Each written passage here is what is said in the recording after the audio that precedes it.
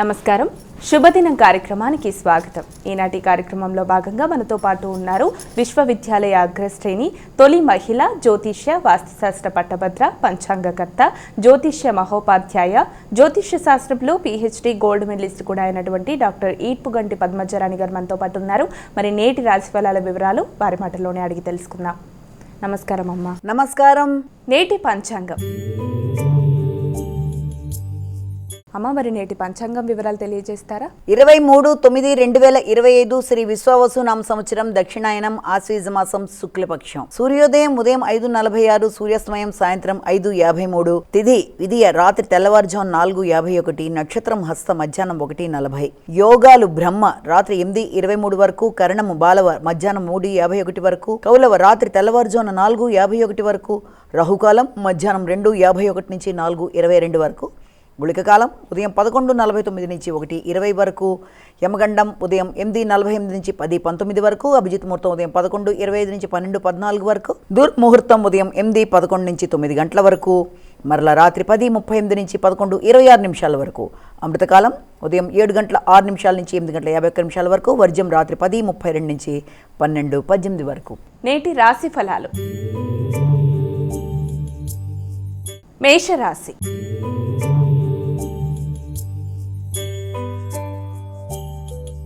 అమ్మ, ముందుగా మొదటి రాశి అయినటువంటి మేషరాశి వారికి రాశి ఫలాలు ఎలా ఉన్నాయి ఈరోజు? మేషరాశి వారికి ఖర్చులు అధికంగా ఉంటాయి. అలాగే పూర్వపు రుణాలు అంటే ఇంతకుముందు తీసుకున్న లోన్స్ ఏమన్నా ఉన్నా వాటి రిలేటెడ్గా ఆలోచనలు చేస్తారు.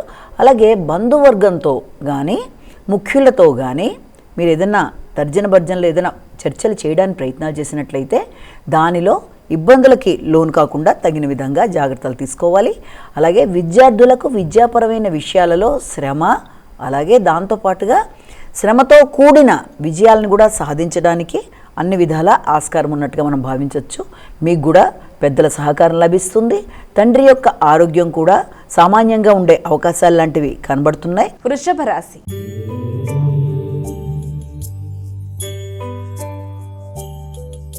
అమ్మ, ఇక వృషభ రాశి వారికి ఈరోజు రాశి ఫలాలు ఎలా ఉన్నాయి? ఆలోచనలలో ఎక్కువ శాతం క్రియేటివిటీకి సంబంధించిన విషయాల మీద దృష్టి కేటాయిస్తారు. ఆర్థిక సంబంధమైన విషయాలు, కుటుంబపరమైన విషయాలు, వీటికి సంబంధించిన విషయాలలో కొన్ని కీలక నిర్ణయాలు తీసుకుంటారు. కుటుంబ సభ్యులతో కలిసి కొత్త ప్రదేశాలు సందర్శించడానికి, ఆధ్యాత్మిక పర్యటనల కోసం ఎక్కువ శాతం దృష్టి కేటాయిస్తారు. మిథున రాశి.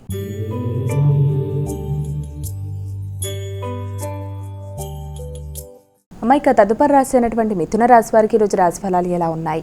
మిథున రాశి వాళ్ళ విషయంలో ప్రధానంగా మనం తీసుకున్నట్లయితే సమయస్ఫూర్తి పెరుగుతుంది. లౌక్యంగా వ్యవహరిస్తారు. రావాల్సిన ధనాన్ని సమయానికి అందుకోవడానికి చాలా ఎక్కువ శాతం కృషి చేస్తారు. కానీ గృహ వాతావరణం కొంత అసౌకర్యంగా ఉన్నప్పటికీ వ్యక్తుల సహకారంతో సౌకర్యాలని క్రియేట్ చేసుకొని సమస్యల్ని అధిగమిస్తూ ముందుకు వెళ్ళడానికి ప్రయత్నం చేస్తారు. అంతేకాకుండా విద్యాపరమైన విషయాలు చాలా వరకు అనుకూలంగా ఉంటాయి. కర్కాటక రాశి.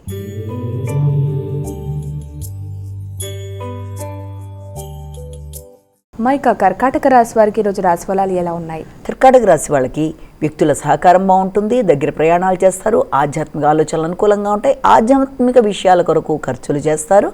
పెద్దల్ని కలుస్తారు. ఎక్కువ శాతం భగవత్ ఆరాధన, ముఖ్యంగా దేవి ఆరాధన మొదలైన వాటి మీద దృష్టిని కేటాయించుకుంటూ ముందుకు వెడతారు. సింహరాశి.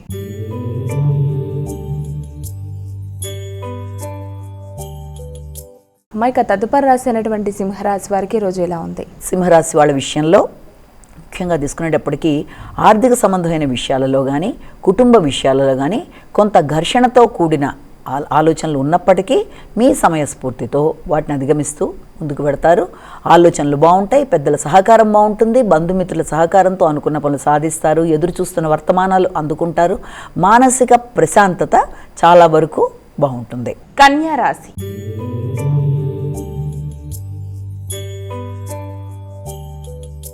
అమ్మ, ఇక కన్యా రాశి వారికి ఈరోజు ఎలా ఉంది? కన్యారాశి వాళ్ళ విషయాన్ని కనుక తీసుకున్నట్లయితే కన్యారాశి వాళ్ళకి మీ మీద మీకు నమ్మకం, ధైర్యం పెరుగుతాయి.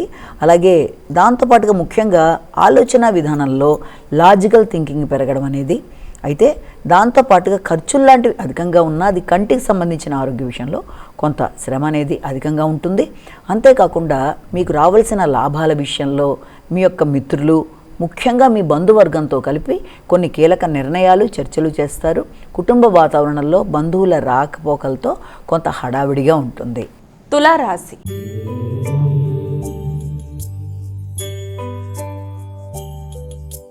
ఇక తులారాశి వారికి ఈరోజు రాశి ఫలాలు ఎలా ఉన్నాయి? తులారాశి వాళ్ళ విషయాన్ని తీసుకున్నట్లయితే తులారాశి వాళ్ళకి ముఖ్యమైన విషయాలలో ఉద్వేగాలతో కూడిన నిర్ణయాలు, అంటే ఆర్థిక సంబంధమైనవి, ఆధ్యాత్మిక పరమైనవి, కుటుంబ సమస్యలు అన్నిటినీ కలుపుకొని దానిని ఒకే త్రాటిలో తీసుకొచ్చి సరియైన విధంగా మీరు దానికి సంబంధించిన ఆలోచనలు చేసుకుంటూ ముందుకు వెళ్ళడానికి ప్రయత్నాలు చేస్తారు.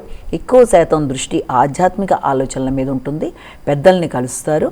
అదేవిధంగా కుటుంబంలో కొంత ఉద్వేగపూరితమైన నిర్ణయాలు తీసుకోవడం వల్ల, మీ నాయకత్వ లక్షణాల వల్ల కొంత ఘర్షణాత్మకమైన వాతావరణం ఉండే అవకాశం ఉన్న రీత్యా దాని విషయంలో తగిన విధంగా జాగ్రత్తలతో ముందుకు వెళ్ళాలి. వృశ్చిక రాశి.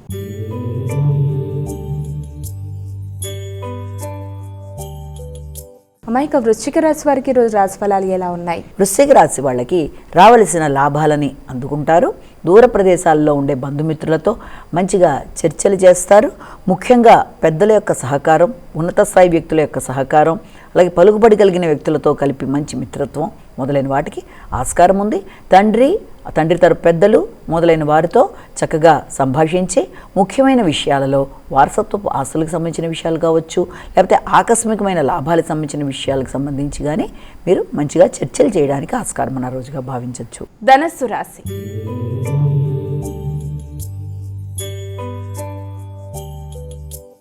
ఇక ధనస్సు రాశి వారికి ఈరోజు రాశి ఫలాలు ఎలా ఉన్నాయి? ధనస్సు రాశి వాళ్ళ విషయంలో ప్రధానంగా తీసుకున్నట్లయితే వృత్తిపరమైన విషయాల మీద ఎక్కువ శాతం ఫోకస్ చేస్తారు.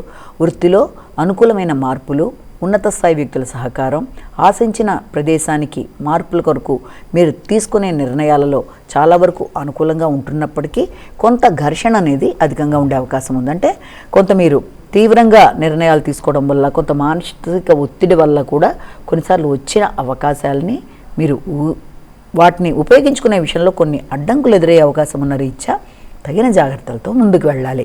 మకర రాశి.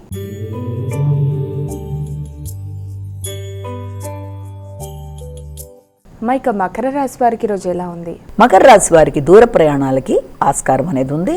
విద్యాపరంగా కానీ ఆధ్యాత్మికపరమైన విషయాల్లో కానీ ఎక్కువ శాతం దృష్టి కేటాయిస్తూ ముందుకు వెళ్ళడానికి ప్రయత్నాలు అనేవి అధికంగా చేస్తారు. ముఖ్యంగా మీ భాగస్వామ్య వ్యవహారాలలో జీవిత భాగస్వామికి సంబంధించిన ఆర్థిక విషయాలు కొంతవరకు మీకు అనుకూలంగా ఉండే అవకాశం లాంటిది కనబడుతుంది. కానీ ముఖ్యమైన విషయాలలో పెద్దలతో మీరు సంప్రదించి నిర్ణయాలు తీసుకునేటప్పుడు, ఉన్నత స్థాయి వ్యక్తులతో మాట్లాడేటప్పుడు ఘర్షణకి ఆస్కారం లేకుండా జాగ్రత్తగా ముందుకు వెళ్ళాలి. కుంభరాశి.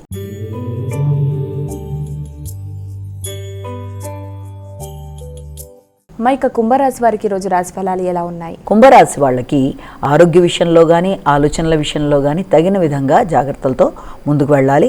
మాటల వల్ల, ఇచ్చిన ప్రమాణాల వల్ల, ఇంతకుముందు చేసిన వాగ్దానాల వల్ల అవి సమయానికి మీరు నిర్వర్తించలేకపోవడం వల్ల కూడా కొన్నిసార్లు అపార్థాలకు అవకాశం ఉంటుంది. కనుక అనవసరమైన శత్రుత్వాలకి దూరంగా ఉంటూ, ఉన్న రుణాలు ఏదన్నా ఉంటే వాటిని తీర్చుకుంటూ, అలాగే దాంతోపాటుగా రహస్య శత్రువుల్ని అధిగమిస్తూ ముందుకు వెడుతూ మీ యొక్క శక్తి పెంచుకుంటూ శ్రమతో అనుకున్న పనులు సాధించుకోగలుగుతారు.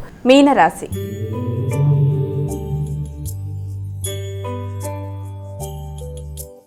ఇక చివరి రాశి అయినటువంటి మీనరాశి వారికి రాశి ఫలాలు ఎలా ఉన్నాయి? సంఘంలో గుర్తింపు, గౌరవం కోసం ఎక్కువ తాపత్రయపడతారు. అంతేకాకుండా మంచి పేరు ప్రఖ్యాతలు కలిగిన వ్యక్తులతోనూ, అలాగే మంచి కవులతోనూ మొదలైన వారితో ఈ రోజున మీ స్నేహ సంబంధాలు లాంటివి, అలాగే మీరు పడిన కష్టానికి తగిన గుర్తింపు, గౌరవం, అలాగే చమత్కారంగా సంభాషించి అనుకున్న పనులు సాధించుకుంటున్నప్పటికీ కూడా ముఖ్యంగా వీలైనంత వరకు పెద్దలతో, రాజకీయ నాయకులతో, పలుకుబడి కలిగిన వారితో, అంతేకాకుండా ముఖ్యంగా జీవిత భాగస్వామితో మీరు చర్చించేటప్పుడు, మీ నిర్ణయాలు వ్యక్తపరిచేటప్పుడు తగిన విధంగా చూసుకుంటూ ముందుకు వెళ్ళినట్లయితే సమస్యలు ఉత్పన్నం కావు. ఇక ద్వాదశ రాశుల వారందరూ కూడా పాటించడానికి వీలుగా ఉన్నటువంటి పరిహారం ఏదైనా తెలియజేస్తారా? ద్వాదశ రాశుల వారికి పరిహారాన్ని కనుక గమనించినట్లయితే మేషరాశి నుంచి మీన రాశి వరకు 12 రాశుల వారికి కూడా ఈ రోజున తమ తమ వ్యక్తిగత దైవాన్ని ప్రార్థించుకుంటూ ముందుకు వెళ్ళడం అనేది ఒక విధానం అయితే, దాంతోపాటుగా తమ తమ వ్యక్తిగత దైవంతో పాటుగా సమయము, అవకాశము అన్నీ కూడా మీకు ఉన్నట్లయితే తప్పనిసరిగా ఈ రోజున అమ్మవారికి సంబంధించిన ఆరాధన అనేది మీకు చాలా చాలా చక్కటి ఫలితాన్ని ఇవ్వడానికి అవకాశం ఉంటుంది. అంటే ముఖ్యంగా ఏదైనా అమ్మవారికి సంబంధించిన దేవాలయ సందర్శన కానీ, అమ్మవారికి అమ్మవారికి సంబంధించిన ఏదైనా సరే మీకు అది చక్కటి ఫలితాలు ఇవ్వడం అనేది, దాంతోపాటుగా ఇంకా అవకాశం ఉన్నట్లయితే అమ్మవారి అష్టోత్తరాలు మీరే చేసుకున్నా పర్వాలేదు, లేకపోతే విన్నా పర్వాలేదు. అమ్మవారి ఆరాధనతో అనుకున్న పనులు సాధించడానికి అవకాశాలు లాంటివి ఉండే అవకాశం ఉంది కనుక అది, అలాగే దాంతోపాటుగా అవకాశం ఉన్నట్లయితే సుబ్రహ్మణ్యేశ్వర స్వామికి సంబంధించిన శ్లోకాలు లాంటివి వినడం కూడా చాలా వరకు మీకు మంచి అనుకూల ఫలితాలు ఇచ్చే అవకాశాలు లాంటివి కనబడుతున్నాయి. ఆ విషయాన్ని మనం జ్ఞప్తి పెట్టుకోవాలి. నేటి విశిష్టత.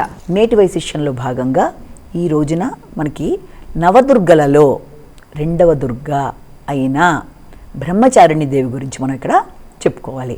అంటే నవదుర్గలు యొక్క ప్రతిరోజు ఒక దుర్గ రూపంలో అమ్మవారు వచ్చి, అలాగే రాక్షసుడితో ఆవిడ యుద్ధం చేసి మొత్తానికి విజయాన్ని సాధించిన దాంట్లో మనకి మొదటి రోజు శైలపుత్రిగా, రెండో రోజు వచ్చేప్పటికి బ్రహ్మచారిణిగా ఆవిడ వచ్చింది.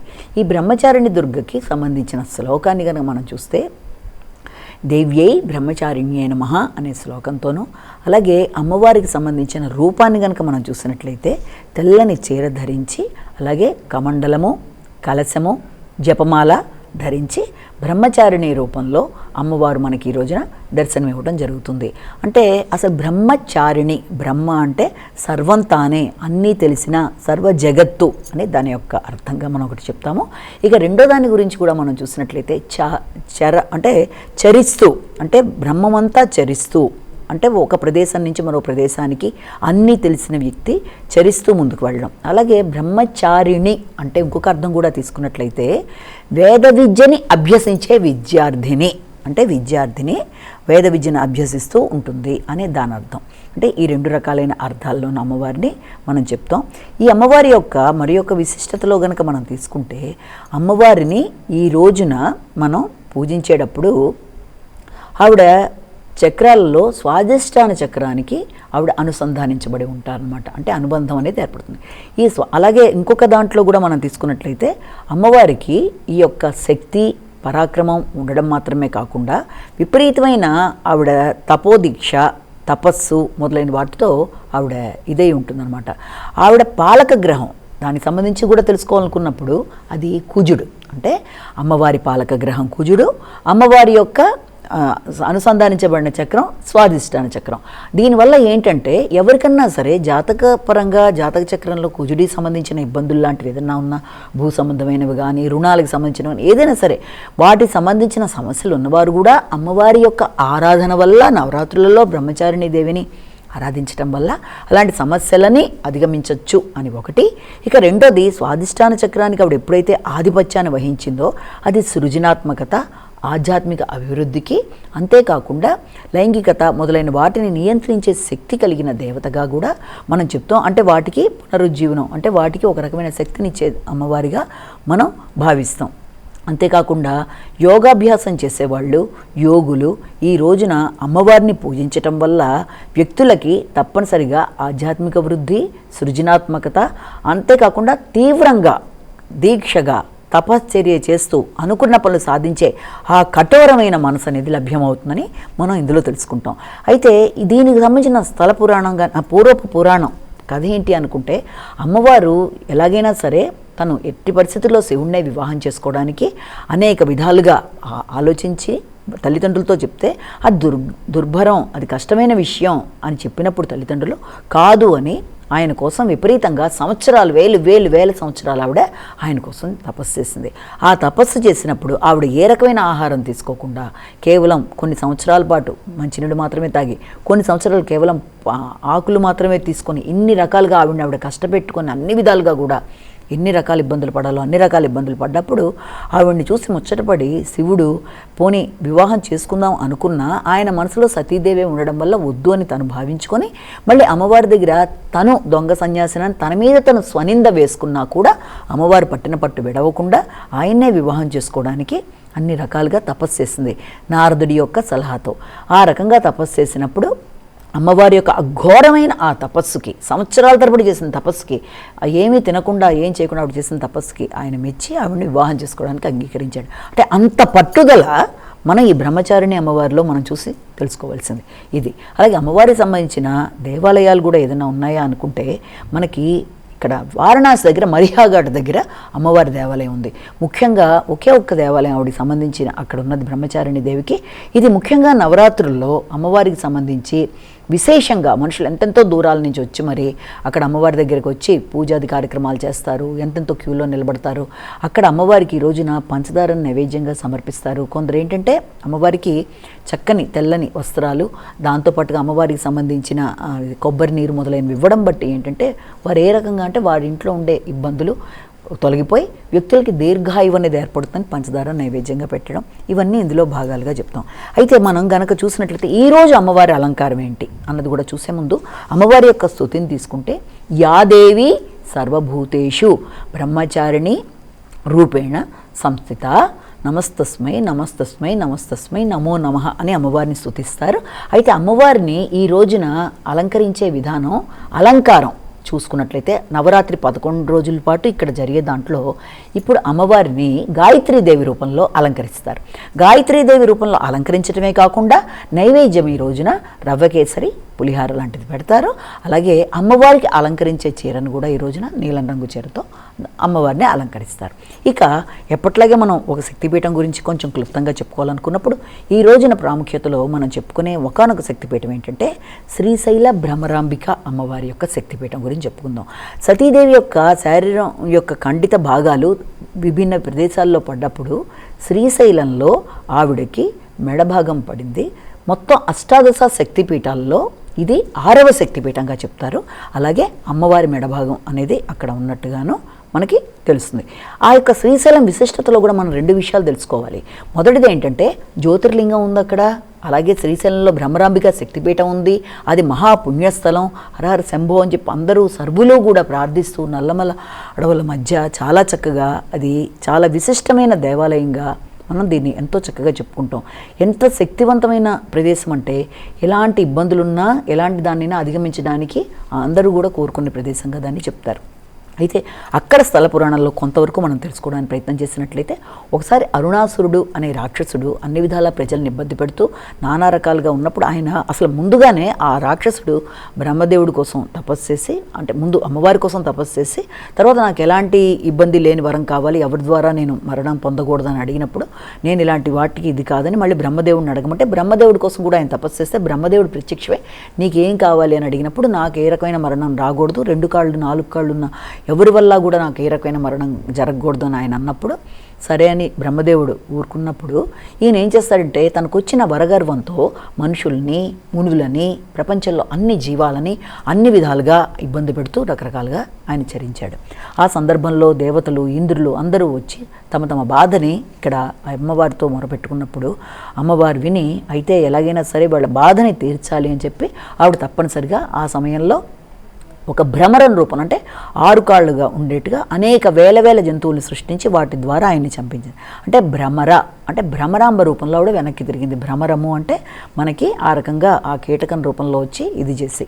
అయితే ఇది ఒకటి. అలాగే శ్రీశైల ఖండం, శ్రీశైల దానికి సంబంధించిన కథలో అంటే ఆ క్షేత్ర పురాణంలో 23వ ఖండంలో కూడా మనకి అమ్మవారి యొక్క విశిష్టత, భ్రమరాంబికాదేవి ఆవిడ యొక్క విశిష్టత అంతా కూడా స్వయంగా శివుడే అమ్మవారికి చెప్పినట్టుగాను, భ్రమరాంబికాదేవి అంటే చాలా విశిష్టగలమైన వ్యక్తిగాను, ఆవిడ భక్తుల కోరిక తీర్చడంలో ముందుంటుంది అన్న విధానంలోనూ అనేక రూపాలు తీసుకొని భక్తులకి అన్ని విధాలుగా కూడా సమయానికి ఆవిడ కాపాడే విధంగా ముందుకెళ్ళినట్టుగాను ఆవిడ పురాణాన్ని ఎంతో చక్కగా దాంట్లో విశదీకరించి చెప్పడం జరిగింది. కాబట్టి అమ్మవారు కరుణా కటాక్షాలు, ఎట్టి పరిస్థితుల్లోనూ వ్యక్తులకి ఎలాంటి అనారోగ్యాలు దరిచేరకుండా వారికి అన్ని విధాలా తను ప్రొటెక్ట్ చేస్తూ అనేక అవతారాలు తీసుకొని భ్రమరాంబికా దేవతగా ఆవిడ విలసిల్లుతూ ఆవిడ అక్కడ మనకి తీసుకున్నట్లయితే శ్రీశైలం యొక్క కొండ మీద ఆవిడ వెలిసినట్టుగాను ఆవిడతో పాటుగానే మనకి ఈయన కూడా మల్లికార్జున స్వామి రూపంలో యొక్క శంకరుడు కూడా అక్కడ వెలిసినట్టుగాను చాలా విశిష్టమైన దేవాలయంగా చెప్తారు. కాబట్టి ఇప్పుడు ఈ యొక్క నవరాత్రులలో అమ్మవారిని తలుచుకోవడం, అలాగే ఆ శక్తిపీఠాన్ని మనం వినడం, వీటన్నిటి వల్ల కూడా మనకు అన్ని విధాలుగా కూడా జయం అనేది కలుగుతుంది. ఎప్పుడు కూడా శక్తిపీఠాల యొక్క విషయాన్ని మనం వినడం బట్టి దానివల్ల ఏమవుతుందంటే మానసిక ఆనందంతో పాటుగా ఆధ్యాత్మిక అభివృద్ధి, అలాగే అనుకున్న విషయాలలో విజయం సాధించడానికి మానసిక ప్రశాంతత అనేవి మొదలైనవి ఏర్పడడం అనేది ఇలా ఎన్నో రకాల సమాహారంగా మనం చెప్తాం. కాబట్టి ఈ రోజున అమ్మవారిని గాయత్రీదేవి రూపంలో అలంకరించడం ఒకటైతే, బ్రహ్మచారిణి దుర్గగా చూడడం అనేది మరొకటైతే, ఈ రోజున మనం చెప్పుకున్న శక్తిపీఠం శ్రీశైల భ్రమరాంబిక 6వ శక్తిపీఠంగా, భారతదేశంలో అత్యంత మహిమగల శక్తిపీఠంగా దీన్ని మనం గుర్తించవచ్చు. నమస్కారం. మరి వీక్షించారుగా, ఇది ఇవాళ శుభదినం కార్యక్రమం. రేపటి కార్యక్రమంలో మళ్ళీ కలుద్దాం. అంతవరకు సెలవు. నమస్కారం.